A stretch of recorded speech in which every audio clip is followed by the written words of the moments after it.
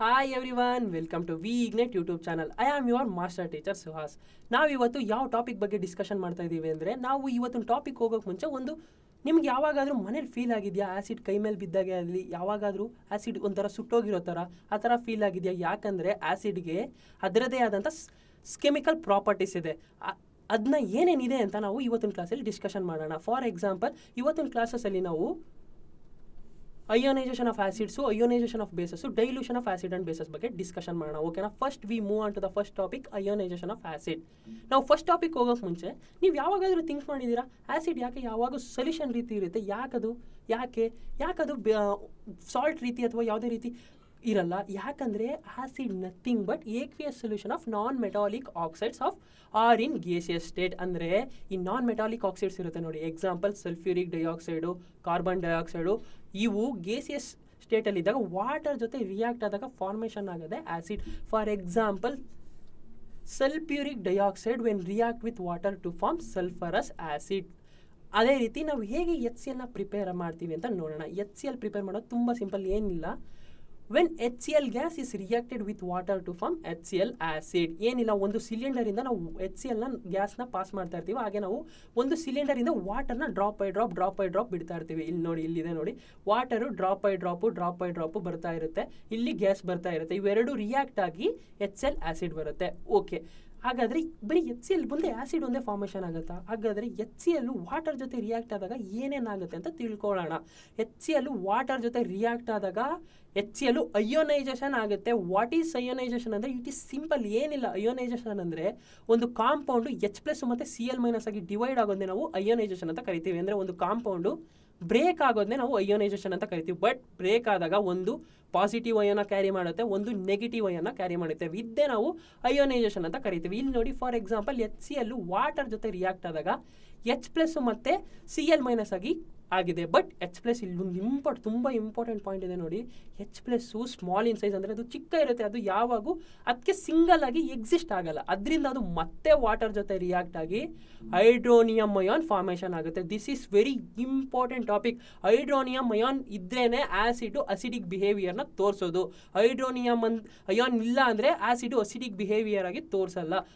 ಓಕೆನಾ? ಹಾಗಾದರೆ ನಾವು ಈಗ ಅಯೋನೈಸೇಷನ್ ಆಫ್ ಆಸಿಡ್ ಬಗ್ಗೆ ತಿಳ್ಕೊಂಡು, ನಾವೀಗ ಇದನ್ನ ಅರ್ಥ ಮಾಡ್ಕೊಂಡಿಲ್ವಾ ಅಂತ ತಿಳ್ಕೊಳ್ಳೋಕ್ಕೆ ಜಸ್ಟ್ ಒಂಥರ ಕ್ವಿಜ್ ಟೈಪು 3 ಕ್ವಶನ್ಸ್ ಇದೆ. ನಾವು ಕ್ವಿಜ್ನ ಆನ್ಸರ್ ಮಾಡಿದ್ರೇ ನಮ್ಗೆ ಇನ್ನೂ ಟಾಪಿಕ್ ಬಗ್ಗೆ ತುಂಬ ಅರ್ಥ ಆಗುತ್ತೆ. ಹಾಗಾದರೆ ಫಸ್ಟ್ ಕ್ವಶನ್ ಯಾವುದು?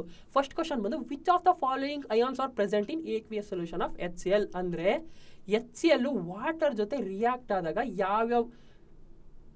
ಯಾವ್ಯಾವುದು ಬರುತ್ತೆ, ಅಂದರೆ ಯಾವ್ಯಾವ ಅಯಾನ್ಸು ಬರುತ್ತೆ ಅಂತ ಇದೆ. ನಿಮ್ಗೆ ಆನ್ಸರ್ ಗೊತ್ತಿದ್ರೆ ಪಕ್ಕನೆ ವಿಡಿಯೋನ ಪಾಸ್ ಮಾಡಿ ಆನ್ಸರ್ನ ಥಿಂಕ್ ಮಾಡಿ ಮತ್ತು ಕಾಮೆಂಟ್ ಸೆಕ್ಷನಲ್ಲಿ ಆನ್ಸರ್ ಮಾಡಿ. ಯಾರು ಜಾಸ್ತಿ ಆನ್ಸರ್ ಮಾಡ್ತಾರೆ, ನಾನು ಟಾಪ್ 5 ಪೀಪಲ್ಸ್ನ ನಾನು ನೆಕ್ಸ್ಟ್ ಸೆಷನಲ್ಲಿ ನಾನು ಅವ್ರ ನೇಮ್ನ ಟ್ಯಾಗ್ ಮಾಡ್ತೀನಿ. Absolutely answer is option A. ಯಾಕಂದರೆ ಆಸಿಡು ಅಂದರೆ HCl ವಾಟರ್ ಜೊತೆ ರಿಯಾಕ್ಟ್ ಆದಾಗ H3O+ ಮತ್ತು Cl- ಅಯಾನ್ನ ಕೊಡುತ್ತೆ ಅಲ್ವಾ? Next move on to the next question ಏನು ಅಂದರೆ, hydronium ions are present in aqueous solution of acids because hydronium ion aqueous solution of ಆಸಿಡಲ್ಲೇ ಪ್ರೆಸೆಂಟ್ ಇರುತ್ತೆ. ಏಕೆ ಅಂದರೆ ಆನ್ಸರ್ ತುಂಬ ಈಸಿ ಅಲ್ವಾ?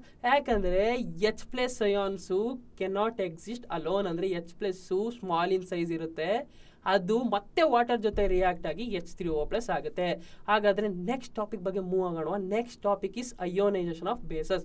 ಈಗ ಈ ಟಾಪಿಕ್ ಹೋಗೋಕೆ ಮುಂಚೆ ಒಂದ್ಸಲಿ ಅಯೋನೈಸೇಷನ್ ಆಫ್ ಆಸಿಡ್ನ ಕನ್ಫರ್ಮ್ ಆಗೋಣ. ಓಕೆನಾ? ಅಯೋನೈಸೇಷನ್ ಆಫ್ ಆಸಿಡಲ್ಲಿ ಏನೇನು ಕಲ್ತು ಅಂದರೆ, ಆಸಿಡು ವಾಟರ್ ಜೊತೆ ರಿಯಾಕ್ಟ್ ಆದಾಗ ಹೈಡ್ರೋನಿಯಂ ಅಯಾನ್ ಫಾರ್ಮೇಷನ್ ಆಗುತ್ತೆ, ಮತ್ತು ಆಸಿಡ್ ಎಲ್ಲ ಲಿಕ್ವಿಡ್ ಫಾರ್ಮಲ್ಲಿ ಇರುತ್ತೆ ಅಲ್ವಾ? ಈಗ ಹಾಗಾದರೆ ಅಯೋನೈಸೇಷನ್ ಆಫ್ ಬೇಸಸ್ಗೆ ಹೋಗೋಣ. ಅಯೋನೈಸೇಷನ್ ಆಫ್ ಬೇಸಸ್ಸಲ್ಲಿ ಸಮ್ ಬೇಸಸ್ ಇದೆಯಲ್ಲ, ಎಲ್ಲ ಬೇಸಸ್ಸು ವಾಟರಲ್ಲಿ ಡಿಸಾಲ್ವ್ ಆಗುತ್ತೆ ಅಂದ್ಕೊಂಡಿದ್ದೀರಾ? ಇಲ್ಲ.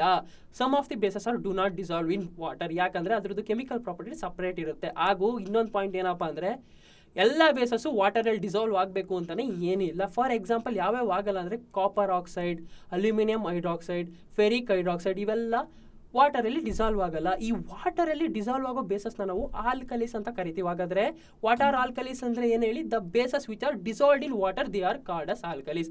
ಅಂದರೆ ಯಾವ್ಯಾವ ಬೇಸಸ್ಸು ವಾಟರಲ್ಲಿ ಡಿಸಾಲ್ವ್ ಆಗುತ್ತೆ ನೋಡಿ, ನಾವು ಅದನ್ನ ಆಲ್ಕಲೀಸ್ ಅಂತ ಕರಿತೀವಿ. ಎಕ್ಸಾಂಪಲ್, ಅಮೋನಿಯಂ ಹೈಡ್ರಾಕ್ಸೈಡ್ ಆರಾಮಾಗಿ ವಾಟರಲ್ಲಿ ಡಿಸಾಲ್ವ್ ಆಗುತ್ತೆ, ಮತ್ತು ಡಿಸಾಲ್ವ್ ಆಗಿ ಅದು ಒಂದು ಒಂದು ಸೊಲ್ಯೂಷನ್ ಆಗುತ್ತೆ. ಅದನ್ನ ನಾವು ಈ ಥರದವನ್ನ ನಾವು ಆಲ್ಕಲೀಸ್ ಅಂತ ಕರಿತೀವಿ. ಆದರೆ ಒಂದು important point, all alkalis are bases but all bases are not alkalis. ಯಾಕಂದರೆ ಎಲ್ಲ ಆಲ್ಕಲೀಸು ಬೇಸಸ್ ಆಗಿರುತ್ತೆ, ಎಲ್ಲ ಬೇಸಸ್ಸು ವಾಟರಲ್ಲಿ ಡಿಸಾಲ್ವ್ ಆಗಬೇಕು ಅಂತ ಯಾವುದೇ ರೀತಿ ಇಲ್ಲ. ಹಾಗಾದರೆ ಬೇಸಸ್ಸು ಹೇಗೆ ವಾಟರ್ ಜೊತೆ ರಿಯಾಕ್ಟ್ ಆದರೆ ಏನೇನಾಗುತ್ತೆ ಅಂತ ತಿಳ್ಕೊಳ್ಳೋಣ. For example, let us take an example of NaOH, sodium hydroxide. NaOH water ಜೊತೆ ಡಿಸಾಲ್ವ್ ಆದರೆ, ಅಂದರೆ ವಾಟರ್ ಜೊತೆ ಏಕ್ವಿಯಸ್ ಸೊಲ್ಯೂಷನ್ ಆದರೆ ಏನೇನು ಫಾರ್ಮೇಷನ್ ಆಗುತ್ತೆ ಅಂತ ತಿಳ್ಕೊಳ್ಳೋಣ. ಸೇಮ್ NaOH ಕೂಡ ಅಯೋನೈಸೇಷನ್ ಆಗುತ್ತೆ. ಸೇಮ್ ಆ್ಯಸಿಡಲ್ಲಿ ಏನಾಯಿತು, ಇಲ್ಲೂ ಅದೇ ರೀತಿ ಆಗುತ್ತೆ. ಆ್ಯಸಿಡಲ್ಲಿ H+Cl- ಆಯಿತು. ಬಟ್ ಇಲ್ಲಿ ಇಂಪಾರ್ಟೆಂಟ್ ಏನಪ್ಪ ಅಂದರೆ ಈ OH- ಅಯಾನ್ ಫಾರ್ಮೇಷನ್ ಆಗುತ್ತೆ. ಇದು ತುಂಬ ಇಂಪಾರ್ಟೆಂಟು. ಬೇಸು ಯಾವಾಗ ಬೇಸ್ ಬಿಹೇವಿಯರ್ ಕೊಡುತ್ತೆ ಅಂದರೆ ಈ OH- ಅಯಾನ್ ಇದ್ರೆ ಮಾತ್ರ ಬೇಸಿಕ್ ಬಿಹೇವಿಯರ್ ತೋರಿಸುತ್ತೆ, ಇಲ್ಲ ಅಂದರೆ ಅದು ಬೇಸಿಕ್ ಬಿಹೇವಿಯರ್ ತೋರಿಸಲ್ಲ. ಹಾಗಾದರೆ ನನ್ನ ಹತ್ರ ಒಂದು ಕ್ವಶನ್ ಇದೆ, ಏನಪ್ಪ ಅಂದರೆ ammonia is a base but does not contain hydroxyl group, give reason. ಅಂದರೆ ಅಮೋನಿಯಾ ಅಂದರೆ ಯಾವ್ದು ಹೇಳಿ, NH3. ಅಮೋನಿಯಾ ಒಂದು ಬೇಸು, ಆದ್ರೂ ಅದು ಬೇಸು ಅದರಲ್ಲಿ OH- ಇರಲ್ಲ, ಆದರೂ ಅದು ಹೇಗೆ ಬೇಸಿಕ್ ಬಿಹೇವಿಯರ್ ಕೊಡುತ್ತೆ, ಯಾಕೆ ಅಂತ ಕೇಳಿದರೆ ಏನಿಲ್ಲ, simple. When ammonia react to water, ಮೊದಲು ಅದು ಅಮೋನಿಯಾ ವಾಟರ್ ಜೊತೆ ರಿಯಾಕ್ಟ್ ಆದಾಗ ಅದು NH4OH ಫಾರ್ಮೇಷನ್ ಆಗುತ್ತೆ. ನೆಕ್ಸ್ಟ್ NH4OH ಇಂದ ಅದು ಅಯೋನೈಸೇಷನ್ ಆಗುತ್ತೆ. ಇಲ್ಲಿದೆ ನೋಡಿ ಈಕ್ವೇಷನು.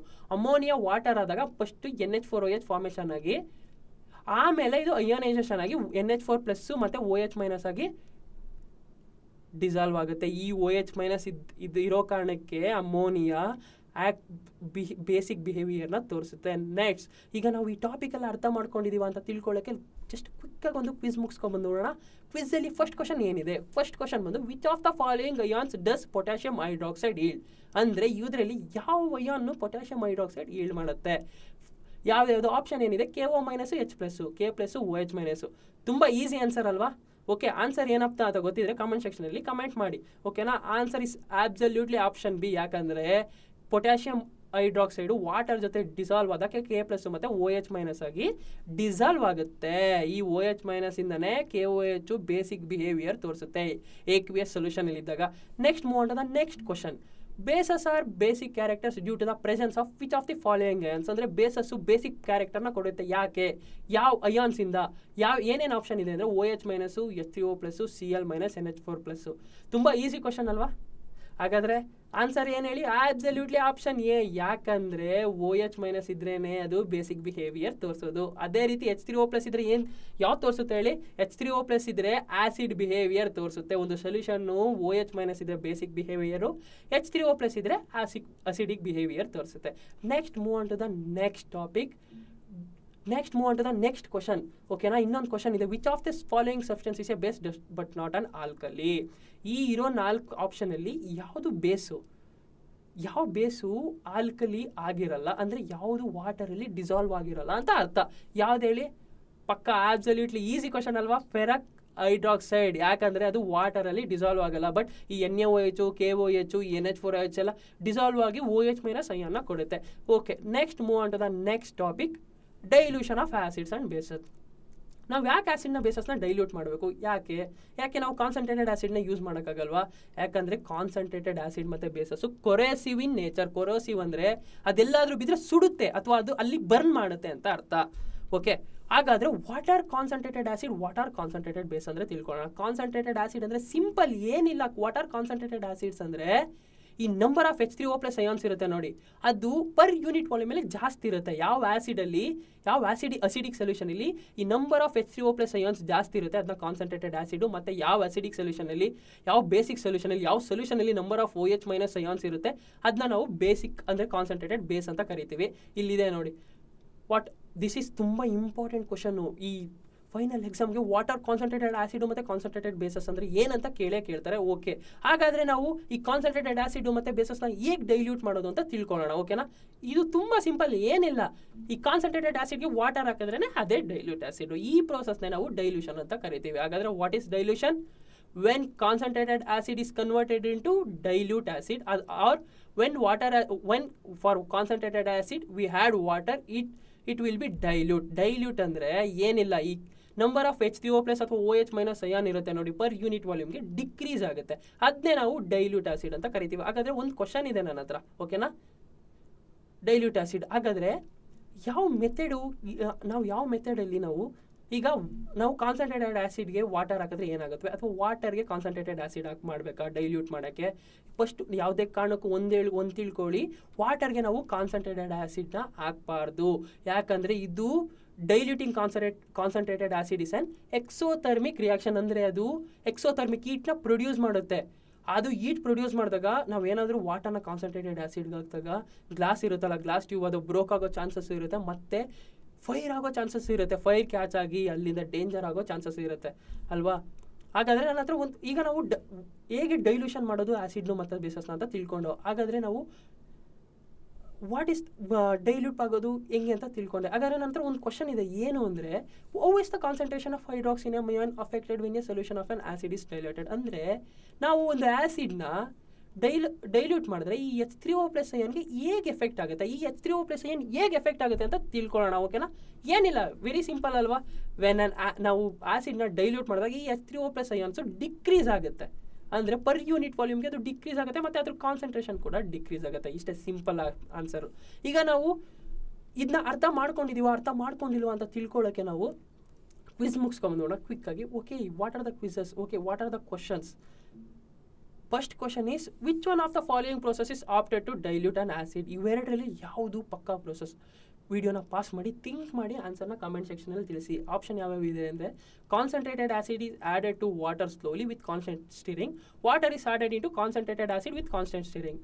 Absolutely answer is A. ಯಾಕಂದರೆ ನಾವು ಕಾನ್ಸಂಟ್ರೇಟೆಡ್ ಆ್ಯಸಿಡ್ನ ವಾಟರ್ಗೆ ಆ್ಯಡ್ ಮಾಡಬೇಕು ವಿತ್ ಕಾನ್ಸ್ಟೆಂಟ್ ಸ್ಟಿರಿಂಗ್. ಇಲ್ಲ ಅಂದರೆ ನಾವೇನಾದರೂ ವಾಟರ್ನ ಕಾನ್ಸಂಟ್ರೇಟೆಡ್ ಆ್ಯಸಿಡ್ಗೆ ಆ್ಯಡ್ ಮಾಡೋದು ಅಂದರೆ ಅದು ಎಕ್ಸೋಥರ್ಮಿಕ್ ರಿಯಾಕ್ಷನ್ನು ಬಂಪ್ ಆಗುತ್ತೆ ಅಥವಾ ಫೈರ್ ಕ್ಯಾಚ್ ಮಾಡುತ್ತೆ. Okay, let's move on to the next question. Next question ಏನಿದೆ ಅಂದರೆ, which of the following samples will contains more hydronium ions per unit volume of the solution?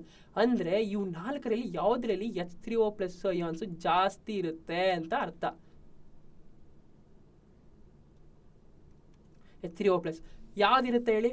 ಪಕ್ಕ easy answer ಅಲ್ವಾ? Concentrated HCl. ಯಾಕಂದರೆ concentrated NaOH ಬಂದು base, concentrated HCl ಎಲ್ಲ ಜಾಸ್ತಿ ಇರುತ್ತೆ.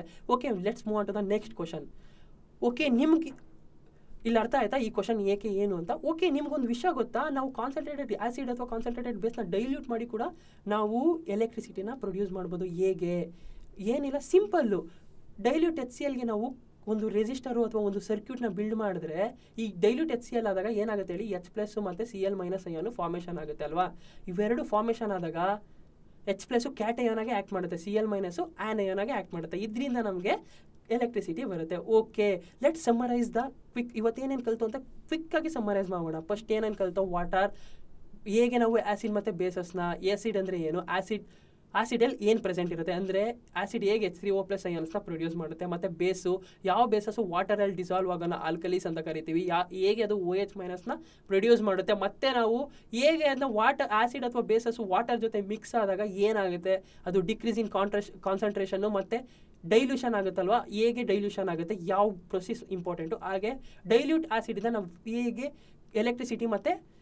ಎಲೆಕ್ಟ್ರಿಸಿಟಿನ ಕಂಡುಹಿಡಿಯೋದು dilute acid ಮತ್ತು ಡೈಲ್ಯೂಟ್ ಬೇಸಿಂದ ಅಂತ ತಿಳ್ಕೊಂಡು. ಹಾಗಾದರೆ ಇವತ್ತಿನ ಸೆಷನ್ನಲ್ಲಿ ನಿಮ್ಗೆ ಏನಾದರೂ ಡೌಟ್ ಇದ್ದರೆ ನೀವು ನನ್ನ ಡಿಸ್ಕ್ರಿಪ್ಷನಲ್ಲಿ ನನ್ನ ಟೆಲಿಗ್ರಾಮ್ ಚಾನಲ್ ಇದೆ, ಅಥವಾ ನೀವು ಕಮೆಂಟ್ ಸೆಕ್ಷನಲ್ಲಿ ತಿಳಿಸಿ, ನಾನು ನೆಕ್ಸ್ಟ್ ಸೆಷನಲ್ಲಿ ನಿಮಗೆ ಕ್ಲಿಯರ್ ಮಾಡ್ತೀನಿ. ಹಾಗೆ ನಿಮಗೊಂದು ಇಂಪಾರ್ಟೆಂಟ್ ಅಸೆಸ್ಮೆಂಟ್ ಇದೆ, ಏನಿಲ್ಲ ಇಂಪಾರ್ಟೆಂಟ್ ಕ್ವಶನ್ಸ್ ಇದೆ. ಇವೆರಡು ಇಂಪಾರ್ಟೆಂಟು ಸೆಮ್ ಎಕ್ಸಾಮ್ಗೆ ತುಂಬ ಇಂಪಾರ್ಟೆಂಟ್ ನೋಡಿ. ಫೈನಲ್ ಎಕ್ಸಾಮ್ಗೆ ಅಂದರೆ 10th CBSE ಬೋರ್ಡಲ್ಲಿ ಇವೆರಡು ಕ್ವಶನ್ಸು ಯಾವಾಗಲೂ ರಿಪೀಟೆಡ್ ಕೇಳ್ತಾ ಇದ್ದಾರೆ. ಅಂದರೆ ಯಾವುದು ಅಂದರೆ what are concentrated acids and basis, how acid and bases are diluted. ಇವೆರಡು ಇಂಪಾರ್ಟೆಂಟ್ ಕ್ವಶನು. ಇವೆರಡರಲ್ಲಿ ಪಕ್ಕ 5 ಮಾರ್ಕ್ಸ್ ಬರುತ್ತೆ ನೋಡಿ. ಇವೆರಡನ್ನ ನೋಟ್ ಮಾಡ್ಕೊಳ್ಳಿ, ದಿಸ್ ಈಸ್ ಇಂಪಾರ್ಟೆಂಟ್. ನೆಕ್ಸ್ಟ್ ಕ್ಲಾಸಲ್ಲಿ what are concentrated acid and basis ಅಂದರೆ ಟಕ್ಕನೆ ಹೇಗೆ ಆನ್ಸರ್ ಮಾಡಬೇಕು ಅಂತ ನಾನು ನಿಮಗೆ ತಿಳಿಸ್ಕೊಡ್ತೀನಿ. ಓಕೆ, ಹಾಗೆ ನಿಮಗೋಸ್ಕರ ಒಂದು ಅಸೆಸ್ಮೆಂಟ್ ಇದೆ. ಏನಾದರೆ ಅಂದರೆ, the process of diluting A concentrated acid or A basis highly which reaction. ಇದನ್ನ ನೀವು ರಿಸರ್ಚ್ ಮಾಡಿ, ಅಥವಾ ಈಸಿ ಕ್ವಶನ್ನೇ, ನೀವು ಇದನ್ನ ಅಸೆಸ್ಮೆಂಟ್ನ ಕಂಪ್ಲೀಟ್ ಮಾಡಿ ನೀವು ನನಗೆ ಡಿಸ್ಕ್ರಿಪ್ಷನಲ್ಲಿ ನನ್ನ ಟೆಲಿಗ್ರಾಮ್ ಚಾನಲ್ ಇದೆ, ಬೇಕಾದ್ರೆ ನೀವು ಅಲ್ಲಿ ಅಪ್ಲೋಡ್ ಮಾಡ್ಬೋದು, ಅಥವಾ ಕಮೆಂಟ್ ಸೆಕ್ಷನಲ್ಲಿ ಅಪ್ಲೋಡ್ ಮಾಡ್ಬೋದು. ಹೌದಾ? ಇಷ್ಟು ಹೇಳ್ತಾ ನಾನು ಇವತ್ತಿನ ಸೆಷನ್ನ ಮುಗಿಸ್ತಾ ಇದ್ದೀನಿ. ಇವತ್ತಿನ ಸೆಷನ್ ನಿಮ್ಗೇನಾದರೂ ಇಷ್ಟ ಆಗಿದ್ರೆ please like, share and comment. ನಿಮ್ಮ ಫ್ರೆಂಡ್ಸ್ಗೂ ಹೇಳಿ, ಬನ್ನಿ ಕೆಮಿಸ್ಟ್ರಿನ ಕಷ್ಟ ಅನ್ಕೊಂಡಿದ್ದೀರಾ, ಕನ್ನಡದಲ್ಲಿ ಹೇಳ್ಕೊಡ್ತಿದ್ದಾರೆ ಸುಹಾಸ್, ಬನ್ನಿ ಚೆನ್ನಾಗಿ ಹೇಳ್ಕೊಡ್ತಿದ್ದಾರೆ ಅಂತ ದಯವಿಟ್ಟು ಶೇರ್ ಮಾಡಿ, ಮತ್ತು ನಿಮ್ಮ ಫ್ರೆಂಡ್ಸ್ಗೂ ಕೂಡ ಹೇಳಿ. ಥ್ಯಾಂಕ್ ಯು, ಬಾಯ್, ಎಲ್ಲರಿಗೂ ಒಳ್ಳೆಯದಾಗಲಿ.